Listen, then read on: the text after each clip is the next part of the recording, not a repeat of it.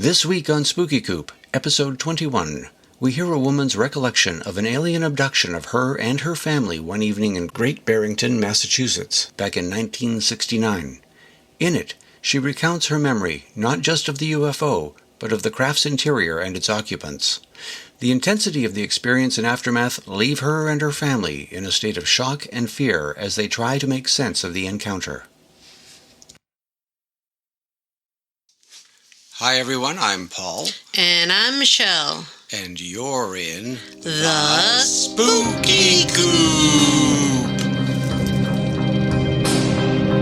Welcome to the Spooky Coop.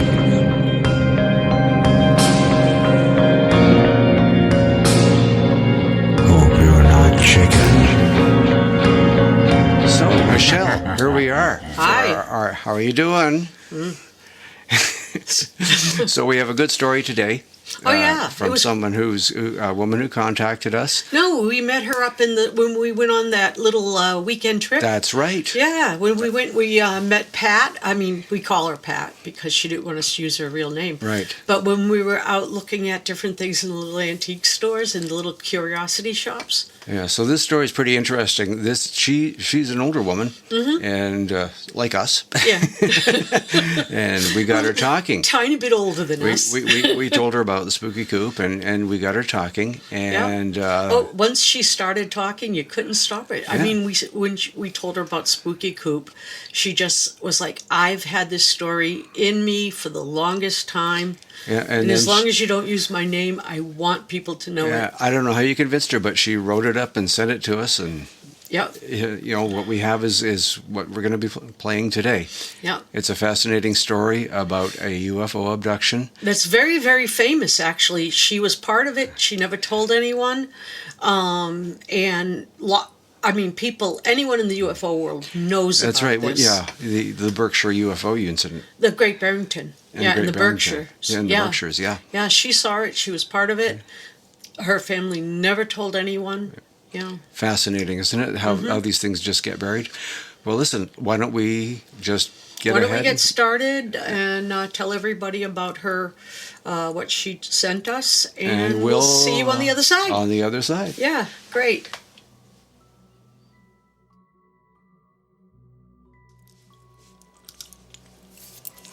Hello, everyone at Spooky Coop. Hello, Michelle. Hello, Paul. Thank you for talking with me when we met by chance at that little craft store in Western Massachusetts. If we had not spoken, I would never have been encouraged to tell anyone about my family's experience in Great Barrington in September 1st, 1969. I was 11 at the time. My father was in his late 50s and my mother in her late 40s. I was an only child, just a late-life baby, not adopted as many people thought. I was the daughter they waited for God to give them. As you can imagine, both of my parents have passed away now and reside in the hands of the Lord. I have never told my story because of my parents. They were both very religious and raised me this way. Our experience with the unknown was deemed a challenge by God, and it was given to us as a test of our faith in His power. We were never to talk about it, lest we would go to a very hot, uncomfortable place. It made perfect sense to me and my family after we saw the way that many who talked about it were treated and talked about behind their backs around town. I will not use my name because I still live in the area. I am married, I have 3 grown children and 7 grandchildren and a great-grandchild on the way. This is why I am not going to go into any details that can help you identify me or anyone in my family. That night was a Sunday night, if I remember correctly.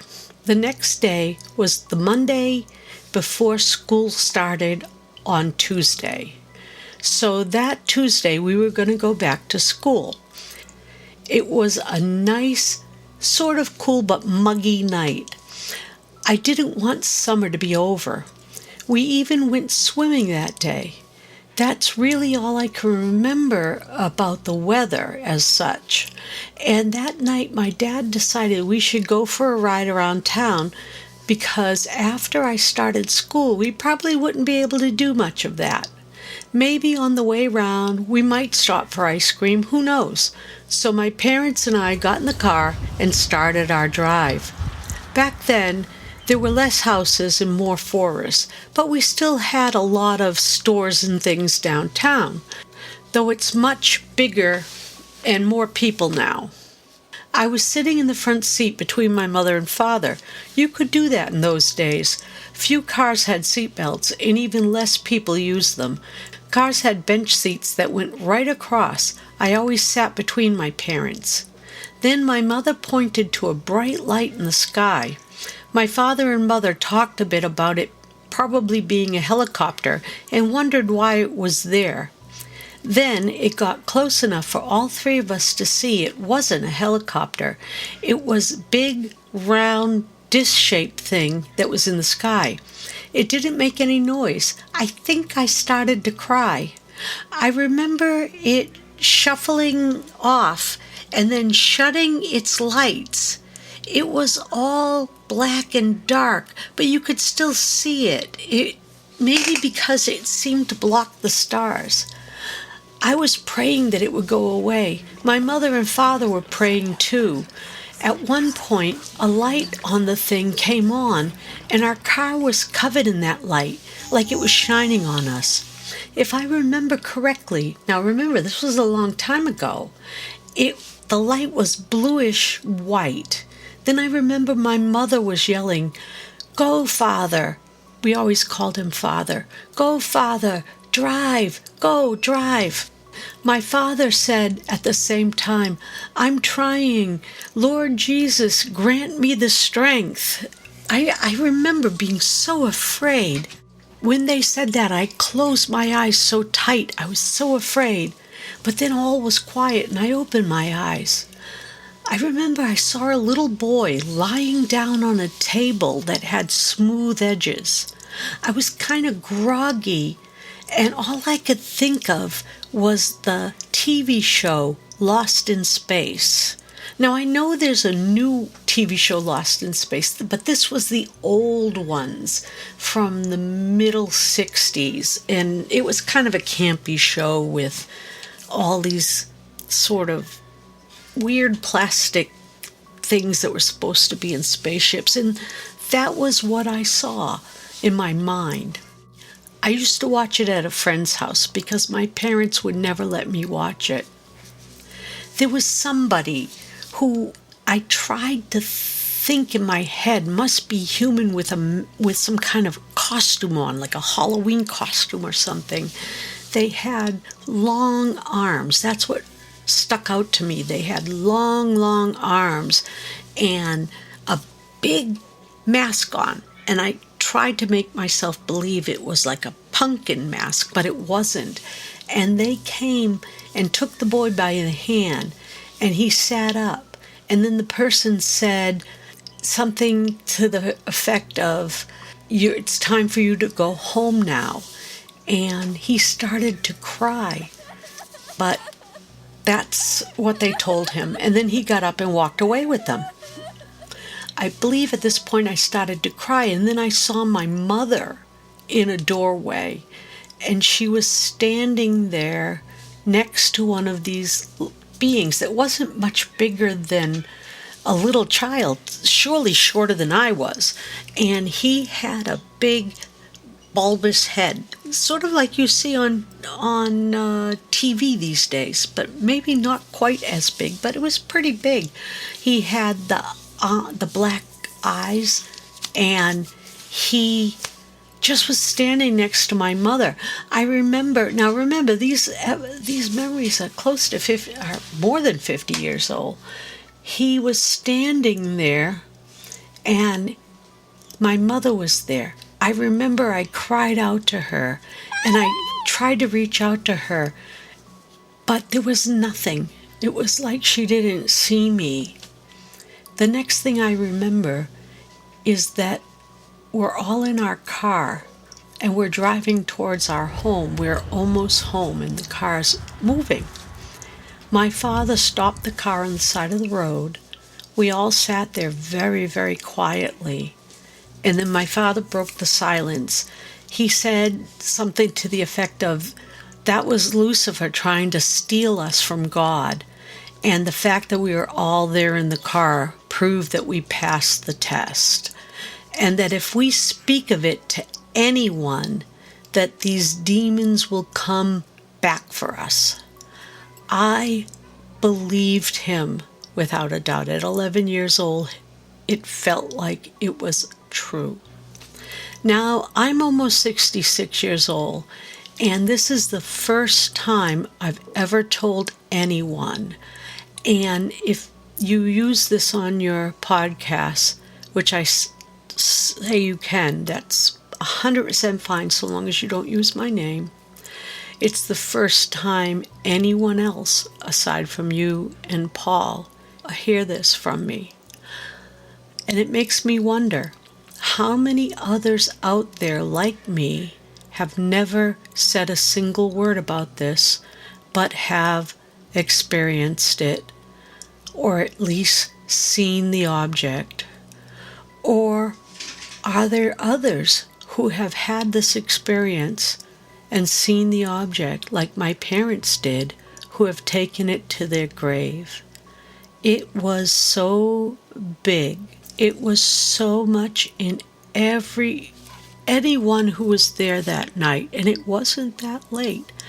Everyone and anyone who was there must have seen it, but so few people talk about it. I'm sure there are others out there. Maybe more will come forward. I don't know. Look how long it took me.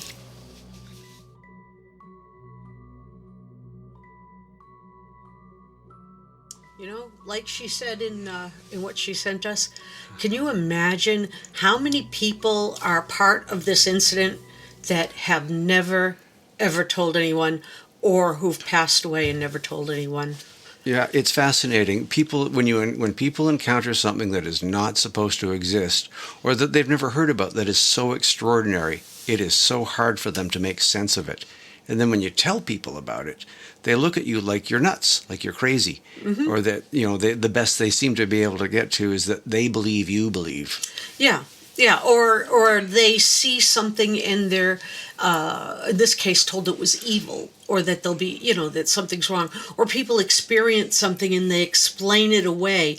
Once we were in a situation where people saw.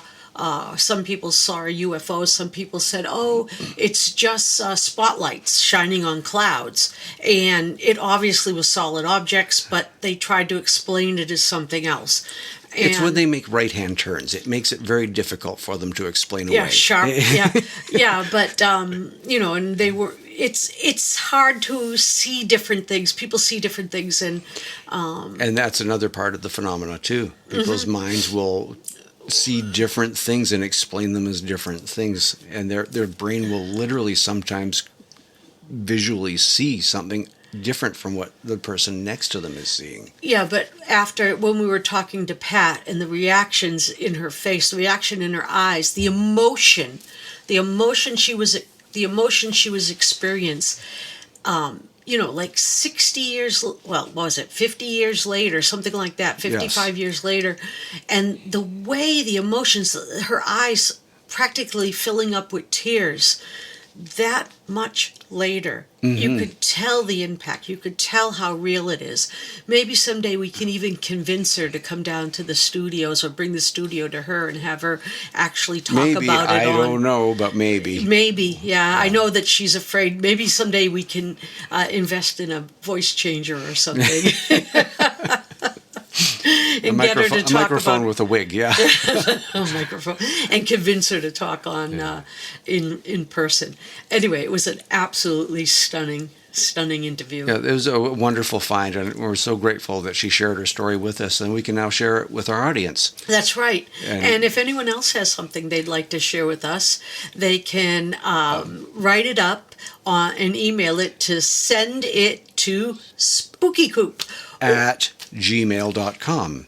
Right. And it's not send it to spookycoop@gmail.com. It's the whole word, send it to spookycoop@gmail.com. Right. And if you'd like to be on the show sometime, ask us about it. Tell us why at send it to spookycoop@gmail.com. Yeah, and we're grateful for all of our viewers and audience for tuning into us. Thank you very much.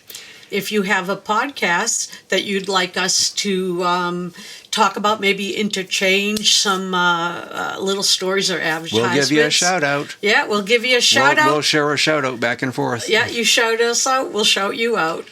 So, as always, we wish you a week of hope and wonder here at the Spooky Coop.